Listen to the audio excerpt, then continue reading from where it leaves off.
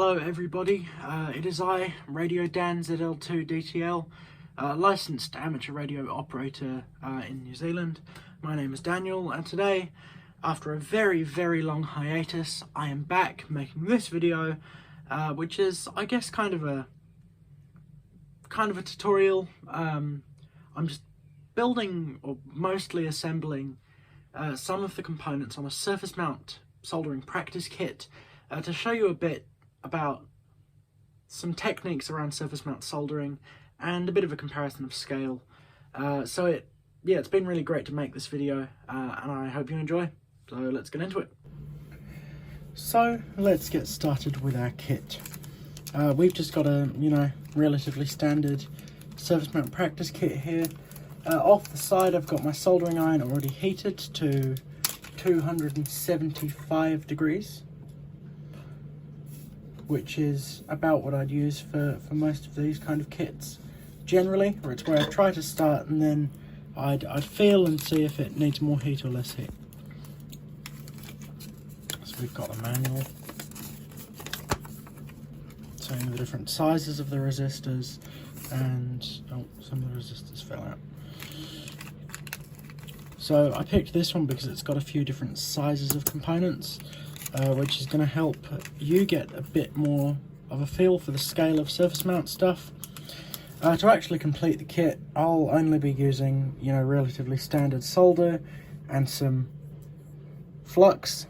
In terms of flux, I would recommend you only purchase genuine Amtech flux, as that's what I've had the most success with. In this case, this is not genuine Amtech flux, this is a clone of the genuine flux, but it still works. It works, so I'll use that because it's a bit cheaper. So we've got a few different parts here. We've got the PCB itself. As you can see, it's only on one side of the components, they're flat pads, and we've got ranging in sizes down from, that would probably be 1206, I reckon. No.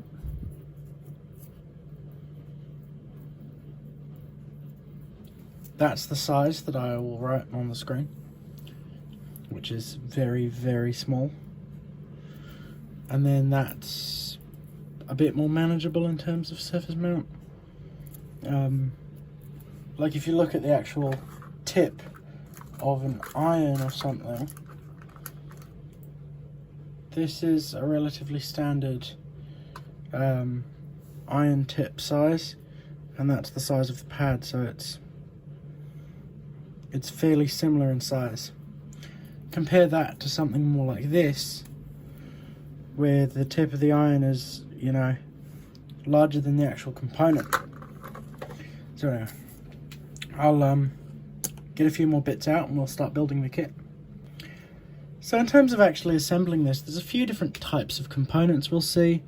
There's a couple of integrated circuits, or chips, and then there's some resistors. They are resistor networks, some LEDs, and a few more resistors. Those are also LEDs. So we'll start with, I guess, the biggest components, just so I can show you a bit more about the technique, and then I'll do one of the integrated circuits next. So in terms of putting on something bigger, like an LED for example, the first step is to identify the polarity of the component. So we'll take an LED out of its case, and I will show you that in a second. So this is one of our surface mount LEDs. That's what will be going on the board. So you can see on the component, there's a tiny, I guess, cut corner. There's a little triangle cut out of the corner. That indicates the negative lead of the LED. And we can see the positive is marked here on the board, and the negative's even got this tiny cut out there. So in terms of doing an LED like this, what I'd suggest is first use flux if you need, tack down one of the pads, solder it on, push it into it, and then solder the other pad. So add a bit of flux to the board. This is why I use the genuine flux. It is easier to work with. Add some flux to your board, get your soldering iron and some solder. Make sure you tin your tip, get it nice and shiny.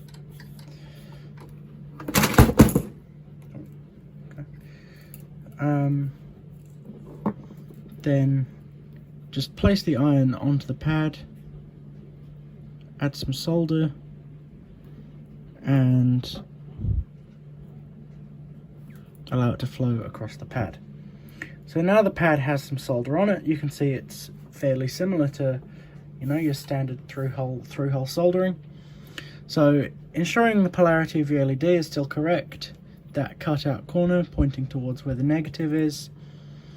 Hold the LED by the negative side, because we've put solder on the positive pad. Heat the pad up and then drop the component on.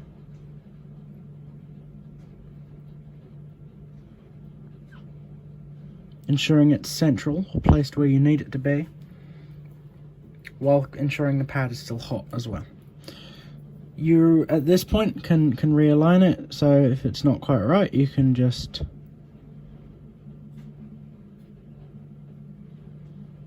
pick it up, reflow, adjust, and that's the first pad tacked on. So you can see back there, can you see back there? Yes. There's connection between the pad and the side of the LED. It doesn't look particularly nice because it's been tacked in. And then this side, we still need to make that connection. So this side's going to be a bit easier to do nicely. If you need, go back in there with your flux. A small amount to the board. Clean your tip if you need to. I'm going to tackle it from this angle just so I don't knock the component itself. And heat the pad. Add some solder in, wait a couple seconds and then pull away. Now you're trying to form that same kind of meniscus shape that you'd form with a regular solder joint. It's just slightly different here because it's, you know, surface mount sat on top of the board. If anything, that was probably ever so slightly too much solder, so we can try and pull some away, but really it's fine nonetheless. So that connection's now been made, you can see from a side-on view. So that kind of size is relatively easy to hand solder. The difficulty in hand soldering is when we get down to, you know, more like this kind of size component. And in the next video, I'll actually show you how to do this in the solder reflow oven, using solder paste and almost baking it in essence to, you know, allow all of the solder to evenly flow.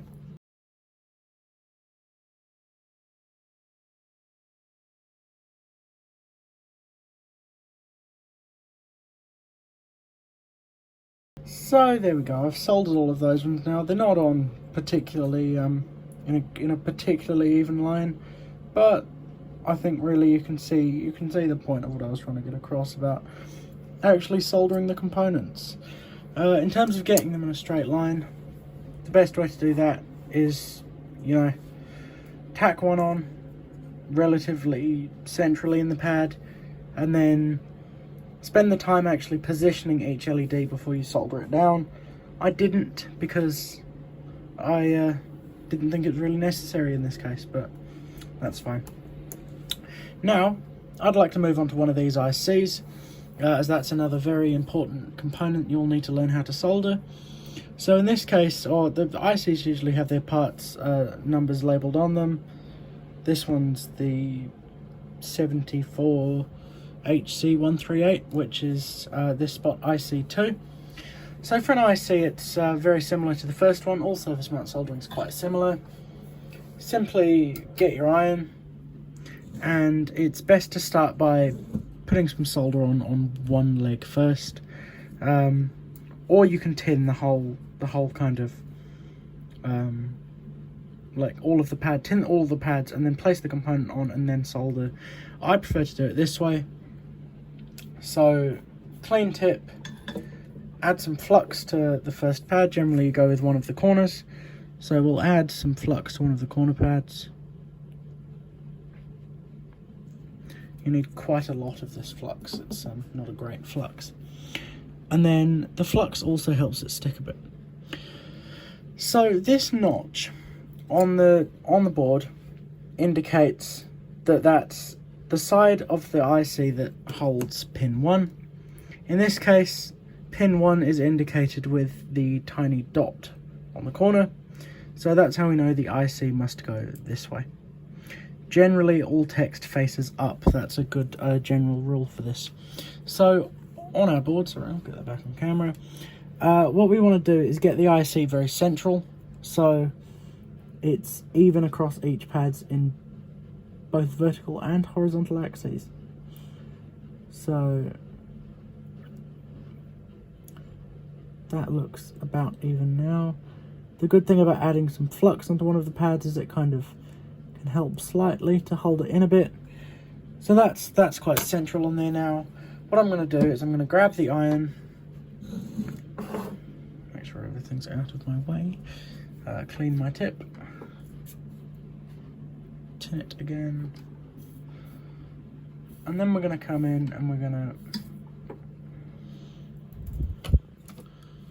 to just add some solder, add some heat. I didn't really get on the pad at the right angle. I'm still not really getting on the pad at the right angle.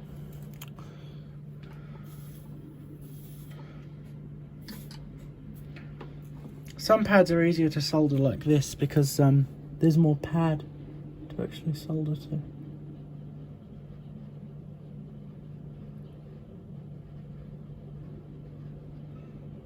Okay, so that's flowed onto both the pad of the board and onto the component now, which is what we were aiming for. But of course it's not symmetrical on the board anymore. So this is when we just grab our tweezers, hold the component in a way that you find comfortable. I think actually it's probably best to rotate the board here and get on it like this with the tweezers. And heat the pad up and the pin and just move it around till everything lines up.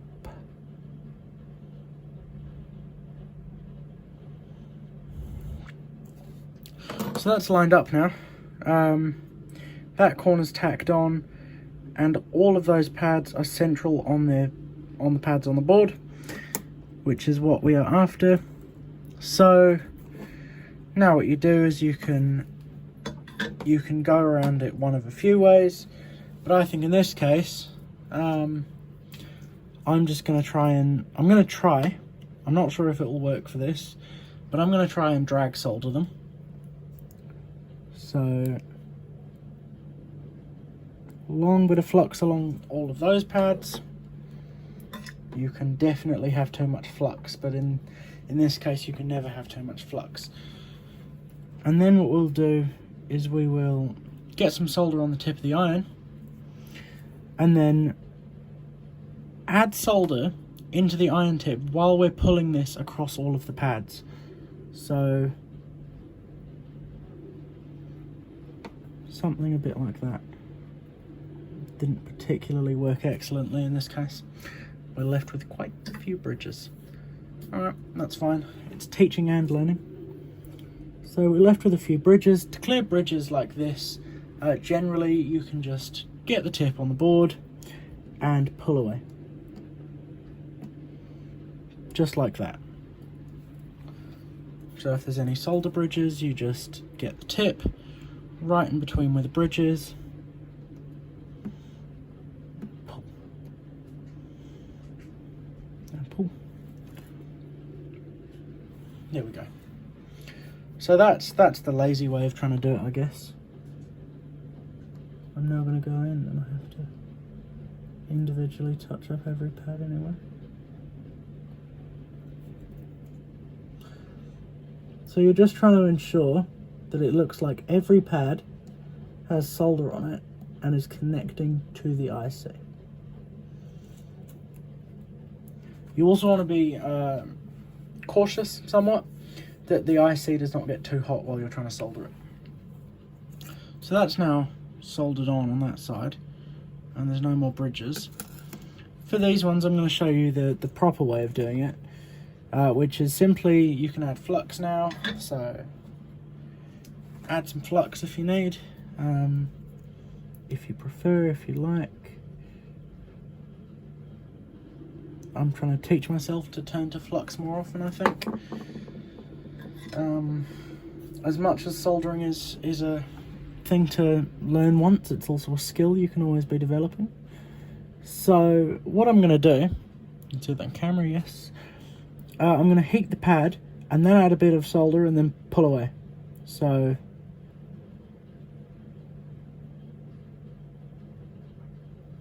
I think that's soldered. There you go, that definitely went. So I just added some solder between the iron and the pad and then pulled away. So I'm almost putting the iron, I guess, on the adjacent pad.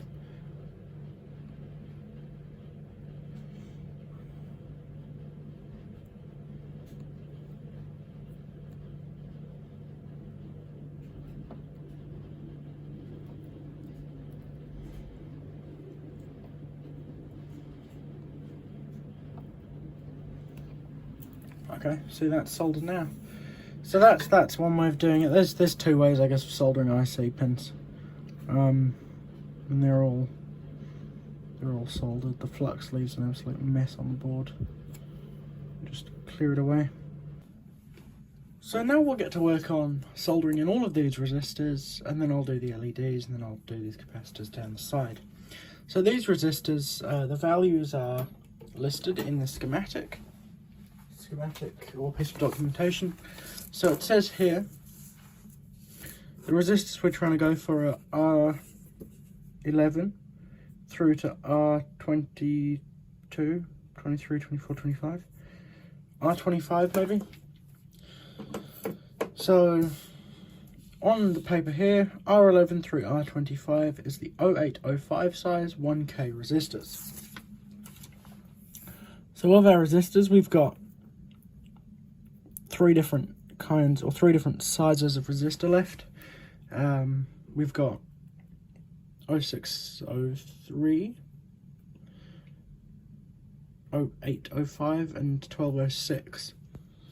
So these ones are supposed to be 0805 size, so I'm going to assume it's these ones. On the resistor itself, it says 102. Now that means 10 to the power of 2, which is 1000 or 1 kilo ohm. So these are the right resistors. We've got the right number of resistors. You can see 5, 10, 15. And there's 15 slots for resistors to go. So we know they go there. Very similarly to yesterday, we're just going to start by applying some flux to one side of the pad, ensuring it actually sticks to the board. There we go. Apply some flux to one side of the pad, clean your iron, tin your tip. If the tip of the iron is not tinned, it will not work very well. You need to make sure throughout all steps of this, or surface mount soldering, of soldering generally, that the tip of your iron is very, very clean. So we're just going to put some solder onto the iron and wipe it clean with a sponge, or on our soldering iron's wet sponge. Drag the cable in front. So what we're going to do is we're going to heat the pad and then feed some solder in.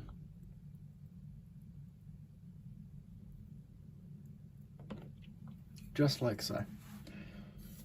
So once you've got some solder on the pad, it's then time to get a component, in this case one of our resistors, ensure it's actually the correct value of resistor.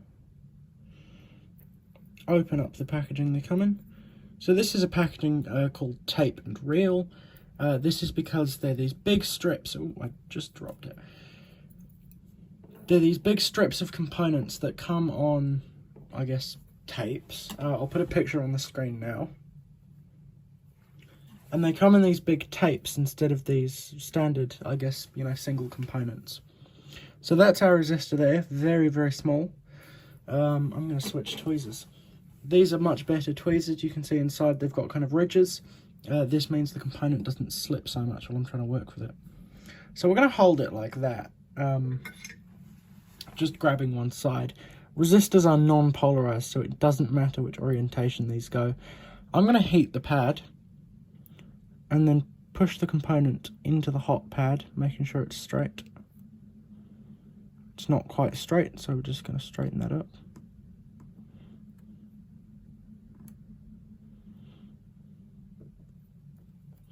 There we go, so that's on the board now. Still not very straight, is it? But it's tacked on one side, so we will just straighten that up.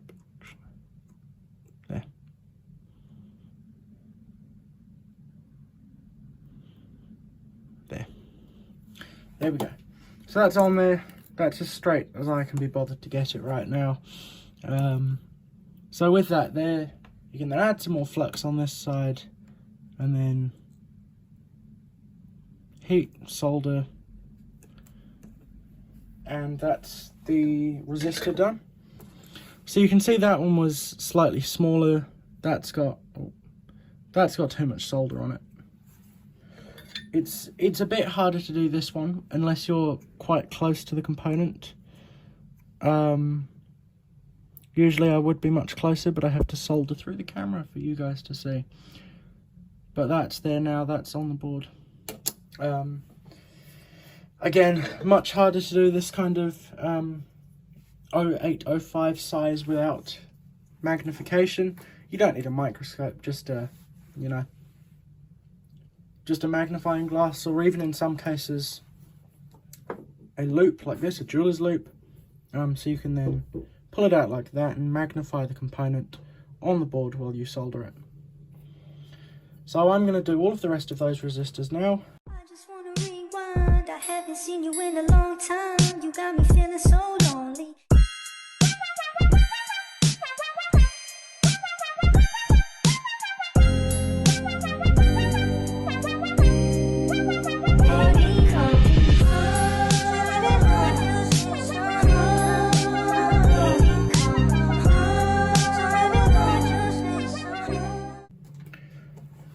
So all of our resistors are soldered in now, as you can see there.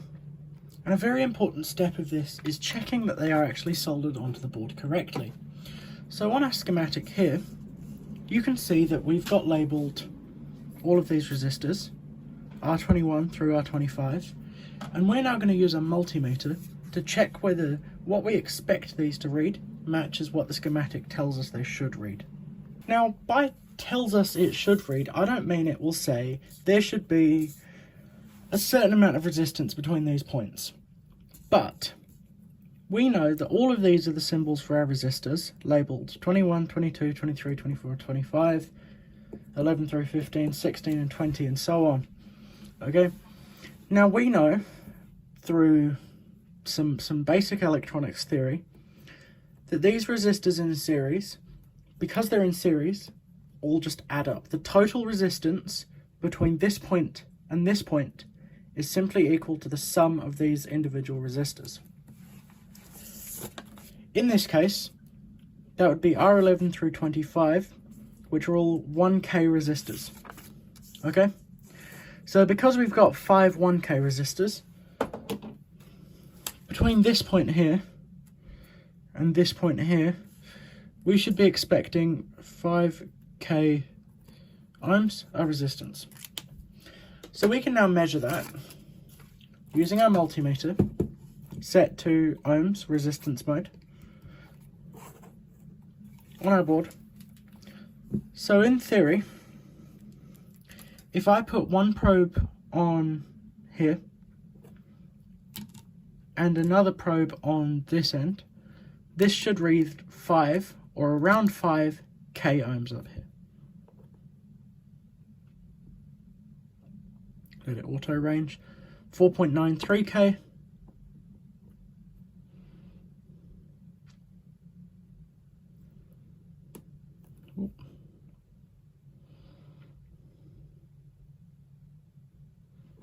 Why is it not auto ranging? Come on. 4.95k.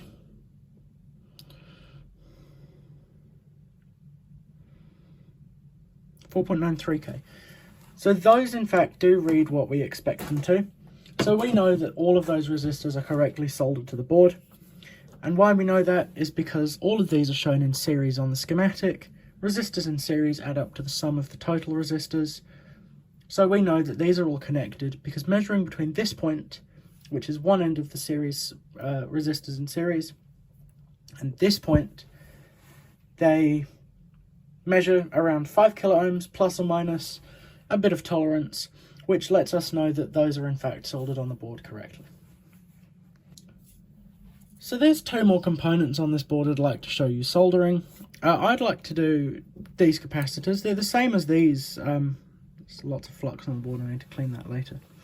They're the same as these, but they're just a bit smaller, so I'd like to show you, I guess, that it's still possible to hand solder down to this side, but it's quite difficult. All of these I'll just, it'll be the third epic soldering montage. And then I'd like to do these on camera too. These are resistor networks. So they do, I guess, work the same as resistors, but I'll show you on the schematic here. These are the resistor networks. And as you can see, there's almost 4 separate resistors inside there. So having this set up as this 4 resistors, what we've basically got going on is between the LED's pin, that's the LED pin, between the LED pin and the pin on this IC, we need the resistance. So we've got 5 resistor networks, five of these resistor networks in series. Each one is only connected to one pin of the LED. They're 1K networks, so this is basically saying 1, 2, 3, 4, 5. We have 5Ks of resistance added into the circuit.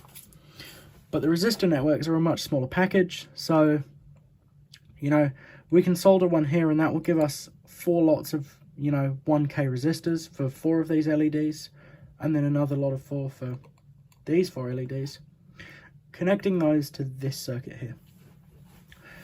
These are the same value as these, but these are much smaller than these. That's why I wanted to solder these ones on. So with these resistor networks, they're also non-polarized. They come in the tape. I'll open the tape and reel and then I'll show you some more. So as you can see with these resistor networks, the pads are very small and the pads on the component are even smaller. These ones are very difficult to hand solder, so they do require some patience, but you can do it with a lot of flux and some luck. So what I'd recommend you doing for these is tinning all of the pads first and then heating them up. So we're going to add some flux to the board and then grab our iron, make sure the tip is clean, and then we're just going to add some solder to the iron and then go on the board along all of the pads and make sure there's some solder on all of them. So you can see there's a small amount of solder on all of them, all the components stuck to the solder. Clean the tip. Okay. So what we're now going to do is we're going to grab a resistor network here and position it on the board and then try and heat the pads.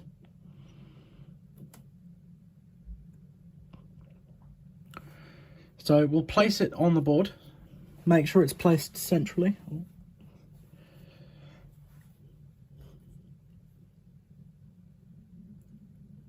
Push it down if you must. Make sure it's set there. Then grab the iron and simply heat.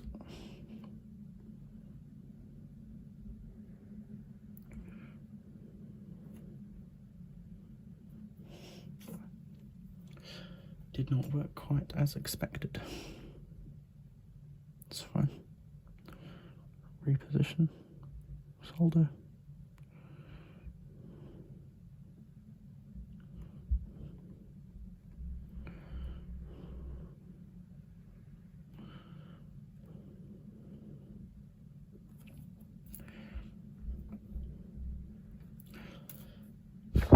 this is the tricky part about components like this. The pads are very small. So that's now one pin soldered to the resistor network. It's just that very edge pin there. All the other ones are still loose. So now we simply have to go in and solder the rest of those pins, and then I will solder all the rest on in the third epic soldering montage. The point of doing this one right now was to show you that if you can avoid it, adding one of these in your design is probably not the best idea, unless you're trying to get it assembled using a PCB service. So for example, JLC PCB will assemble PCBs for you, or if you've got a reflow oven, or you're just really comfortable with your hand soldering. So we'll cut to a montage, I'll do all the rest of these, and then we will solder on some of these small capacitors, and then the rest of the board will be assembled in another magical soldering montage. But I love you so, please let me go. I love you so, please let me go. I love you so, let me go. I love you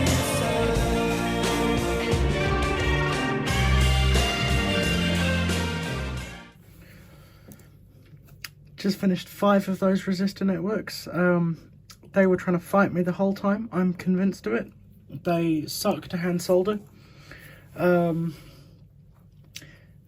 pins on them are just so small. I think even these tiny capacitors are going to be easier than this. I haven't done many of these surface mount, but those I have, I just do in the oven. They're yeah, quite difficult, but it's a good challenge. I have managed to get all of those soldered onto their respected pads there, I believe. Only time will tell. I'll touch the rest of them up. I'll finish the rest. You don't need to watch another soldering montage. So I've just finished all those resistor networks now.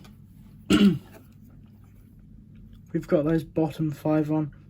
By the time I came to do these ones, my skill, I think I honed my skill a bit, became much more confident. I found out the best way to do them is actually to over tin the pads and then get the iron lots and lots of flux on the board and actually get the tip onto the board between the pad like there and then pull away. And I found that was the best way in my case to solder those on. I didn't film much more than that beyond the top row on camera because I was trying to hone my own technique, and I you know, soldering on camera anyways is very hard, so yeah. But I've got those in now. I'll do a couple of the lights. I'll do one of the lights on camera, and I'll do one of these. Those are the same size, so I'll just show you one of these kind of components. And then these ones are very easy to solder, so I don't think I really need to give a real great walkthrough on those. But what I will do, I will solder, I'll solder a few other bits, and I'll just show you, I guess, some comparisons in the ease of soldering. So I'm just going to solder this C1 over here, and I'm also going to do R1. So R1 is a size 1206 component, and that will go there. The value in the schematic says 12K. We know this is 12K because it says 123 on it. I think earlier I misspoke, but this means 12 times 10 to the power of 3. So 12 times 10 to the power of 3, which is 1,000. So 12 times 1,000, 12,000, 12K.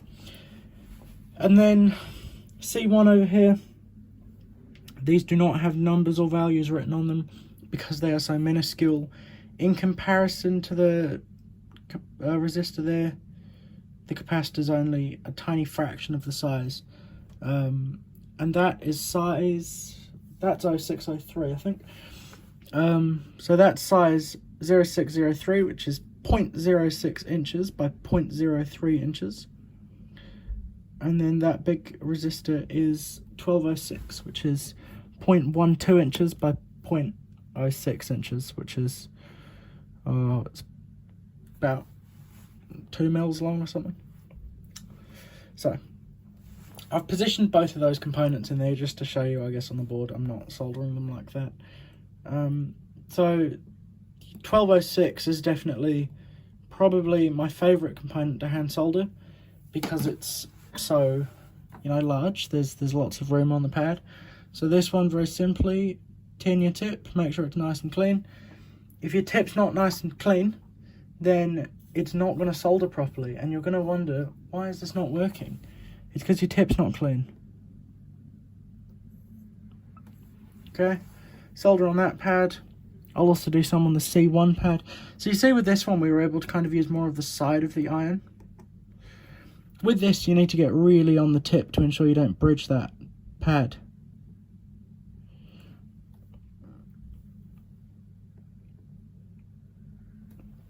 Just like that. I really wanted to tin the other side, actually. I would have preferred to do that side. There. Okay. So with R1, it's a very simple case of doing exactly what we've previously been doing to solder. Heat the pad, drop the component in place, maneuver it, make sure it's where we need it to be.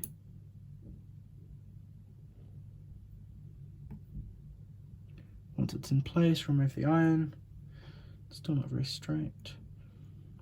So 1206 is a very easy package size to hand solder and to manipulate by hand with a pair of tweezers. 0603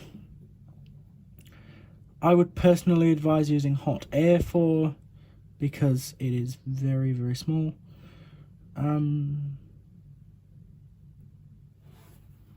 With these, you almost need to kind of, I guess, sweep the iron away, like, kind of, can I just sweep the component away? Terrible.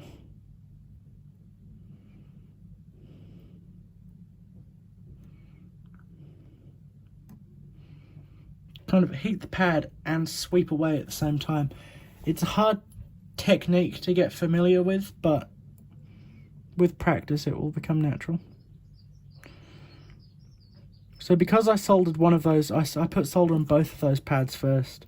It's not exactly as I would like, but it's fine. It's floating on one side, kind of. That's fine. So that's the very small capacitor in place. Again, not as I would like it to be. I'll do another one actually. I would prefer usually to tin the pad, but only on one side, and on the side furthest away from the edge of the board. Then grab a component,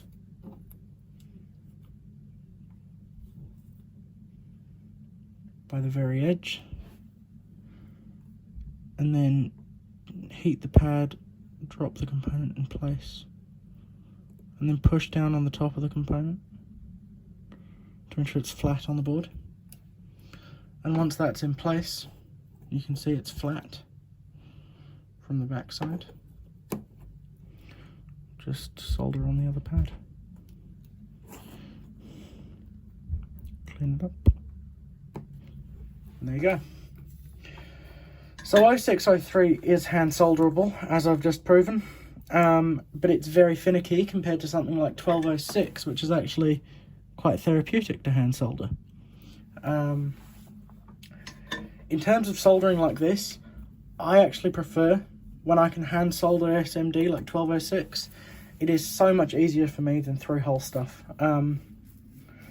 But then again, I have had more experience doing surface mount stuff.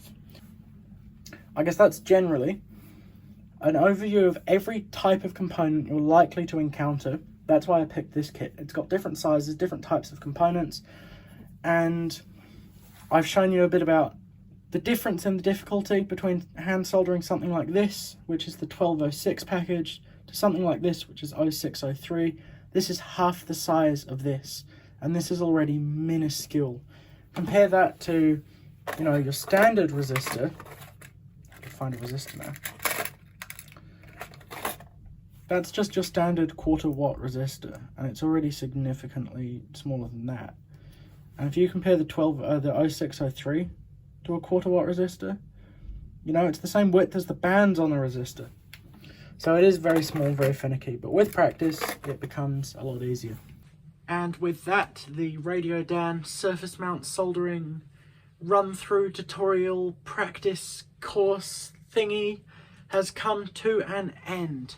Now, this definitely was not meant to be an all-inclusive tutorial showing you everything you need to know to get into surface mount soldering. It was simply a demonstration of what I would do to tackle certain problems like this if I were building this kit, or building another product or a kit or a design that included surface mount design, such as, let's grab one of the PCBs, the Radio Dan Inventions USB-C Arduino Megas, soon to be available, or the open source project I found to program them, called the Arduino ISP by SJM4306 on Hackaday, which is an ISP programmer using a multitude of surface mount components instead of through-hole ones to cut down on size. So, thank you very much for watching. I hope you've enjoyed. I hope you've learnt something. Even me making this video, trying to teach, I've learnt a lot, both about producing this video and also, you know, honed my technique a bit while soldering. I think I definitely needed the practice before I launched into some bigger projects. Recently I've been doing lots of repair with through-hole boards.